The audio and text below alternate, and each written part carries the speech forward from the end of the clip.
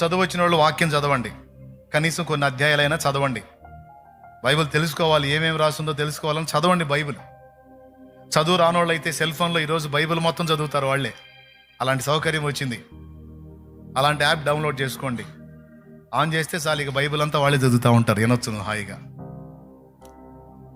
వినటం కానీ చదవటం కానీ, ప్రతిరోజు వాక్యం మాత్రం చదువుకోవటం అనే అలవాటు ఉండాలి.